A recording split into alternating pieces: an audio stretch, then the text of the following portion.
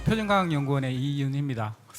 요셉 박사님이 너무 잘하셔서 저는 그냥 의문의 일패를 안고 시작을 하는 것 같습니다. 빨리 도망가고 싶은데요. 아무튼 약속이니까 10분간 제 이야기를 하도록 하겠습니다.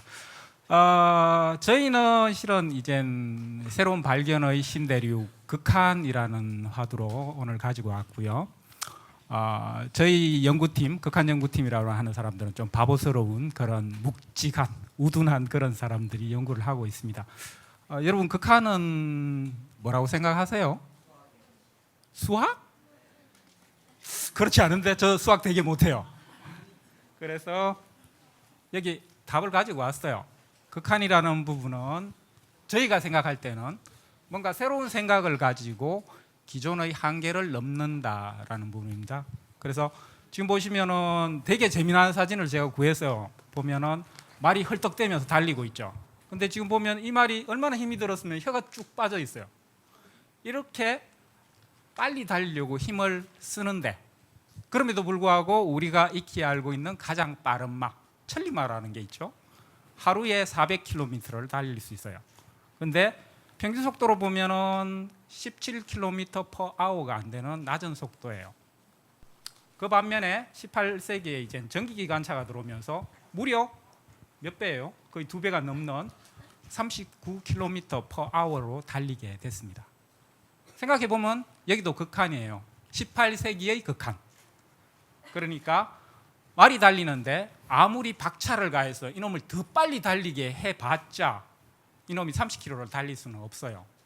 차라리 새로운 생각으로 뭔가 새로운 신대륙에서 과학적 가치 또는 뭔가 성과를 만들자 하는 게 극한 연구고요. 되게 복잡하네요. 저희 딸이 보더니만 이런 건 안 보여주는 게 좋아라고 그랬는데 보시는 것처럼 온도 켈빈이라는 온도도 익숙지 않으시죠? 대개 한 3000도씨, 그리고 압력으로 봤을 때는 수십만 기압 정도. 대개 이제 지구상에서 가장 큰 기압을 만날 수 있는 데가 어딘지 아세요? 혹 아시는 분? 에베레스트는 진공으로 가요.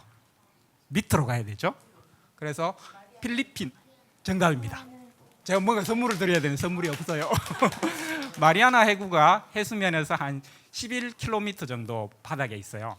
그런데 거기에 11km 바닥에 가면은 압력이 한 1000기압 정도 돼요. 그런데 여기서 극한이라고 하면 수십만 기압이에요. 그렇다 보니까 거기에 너무 큰 고압이죠. 그래서 지금 제가 이제 일반적으로 여러분들이 느낄 수 있는 극한에 대해서 여기 온도 극한이라고 표현할 수 있는데 온도 극한에 대해서 보여드릴게요. 지금 보시면은 스페이스X라고 하는 민간 업체가 이제 그 여러 번 쓸 수 있는 그런 로켓을 만들었어요. 그래서 지금 보시는 것처럼 이 로켓 노즐 부분이 3000도씨에 육박하게 시뻘겋게 달아올랐다가 식었다가 달아올랐다가 식었다를 반복하게 돼요. 그래서 이런 아주 초고온 상황에 있어서 이 3000도씨가 어느 정도 수준이냐 하면은 우리가 익히 알고 있는 용광로의 샘물이 한 1540도씨 정도에서 녹아요. 그런데 이 온도의 2배 정도 되는 온도를 만들어야 되는 거고요. 그리고 이쪽 핵융합로, 미래에너지라고 하는 핵융합로 같은 경우는 안쪽의 온도가 무려 1억 도씨라고 합니다. 그리고 이 1억 도씨를 가두고 있는 대면 소재라는 부분들 같은 경우는 우리가 최근에는 이제 텅스텐 소재를 써서 한 3000도씨 정도까지 유지를 할 수 있었으면 좋겠다. 그래야 상업용 활용이 가능하다라는 부분으로 생각을 하고 있어요. 벌써 절반이 지나버렸네요. 서설이 너무 길었고요. 이 부분 같은 경우는 고압 쪽에 있었던 극한이라고 보시면 되는데 여러분들 익숙하실 부분은 이제 다이아몬드에 대한 부분이에요. 고압 극한, 슈퍼맨이 예전에 다이아몬드를 만들었었죠. 그런데 최근에 다른 극한으로 보시면은 그 일산화탄소가스, 연탄가스라고 하는 이 일산화탄소가스를 고압으로 한 15만 기압 정도로 압축을 했더니만은 이게 고체가 돼요. 그리고 대기압 상태에 노출을 시켜도 그대로 유지가 돼요. 여기에다가 저 형광봉은 아니고요, 레이저 포인트 빨간 거 아시죠? 그걸로 여기에 빛을 가했더니만은 이렇게 폭발적으로 에너지가 발생을 해요. 에너지의 양 자체는 어느 정도 수준이냐면 재래식 폭약의 3배에서 8배 정도의 에너지가 나온다고 합니다. 그리고 또 하나는 금속 수소라는 부분이 있어요. 수소 가스인데 이 부분 자체를 아주 고압으로 대개 한 500만 기압 정도로 압축을 하게 되면 금속 수소가 나오게 되는데, 이 금속 수소 같은 경우는 수소가 좋은 미래 에너지라는 건 아시잖아요. 근데 되게 저밀도예요. 가스 수소는 그렇게 많은 에너지를 담지를 못합니다. 그래서 이 금속 수소에 아주 높은 고밀도의 에너지원을 나사에서도 찾고 있는 상황입니다. 그런데 최근에 이제 하버드대 연구팀에서 이 금속 수소를 500만 기압으로 압축을 해서 만들었습니다. 이런 식으로 이제 고온과 고압 연구를 하고 있고요. 되게 복잡한 다이어그램인데요. 저희 같은 경우도 이런 고온 쪽, 고압 쪽 연구를 하고 있어요. 그래서 이런 고온 고압을 하기 위해서 저희가 택하는 방법은 뭐냐면은 물질을 공중에 띄워요. 예전에 공중부양이라고 하면 사기꾼이라고 그랬는데 저희 실제로 띄웁니다.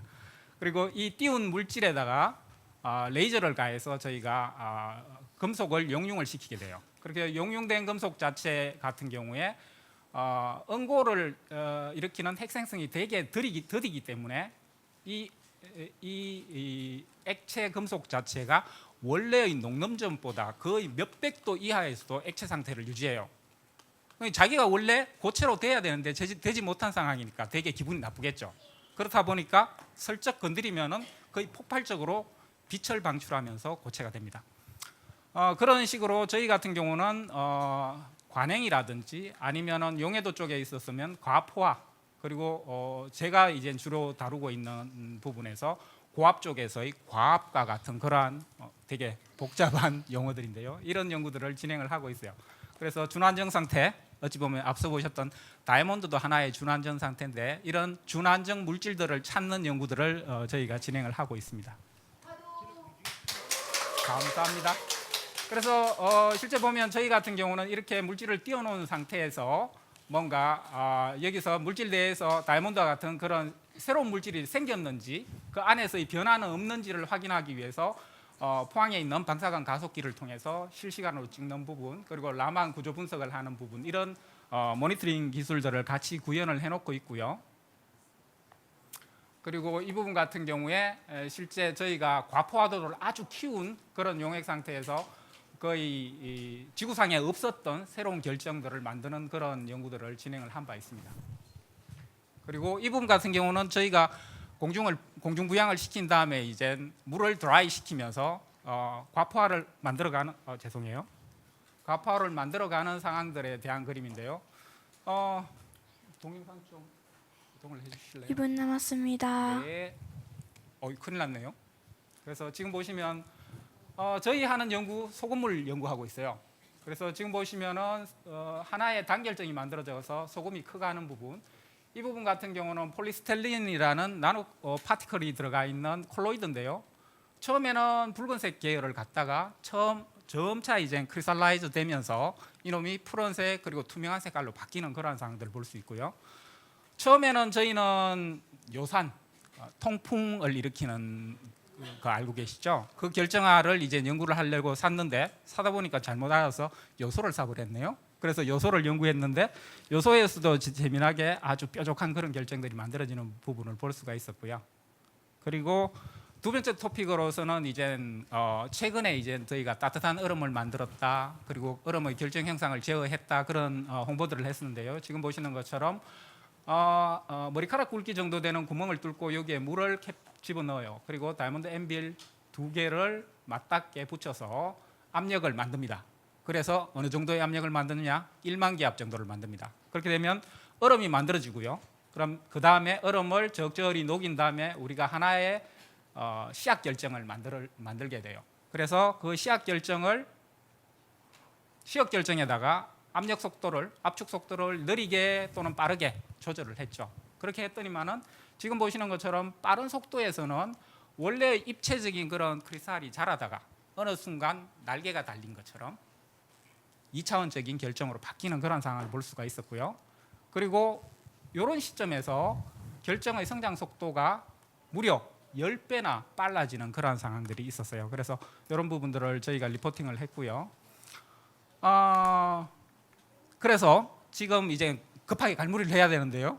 저희 극한 연구팀 같은 경우는 지금 연구를 하고 있는 거는 초고온이나 초고압이나 또는 초고농도를 연구를 해요. 그래서 뭔가 우리가 생각지 못했던 다이아몬드 같은 그런 새로운 물질이 만들어지면은 그걸 이제 우리가 그 다음 세대에 써먹을 수 있는 거거든요.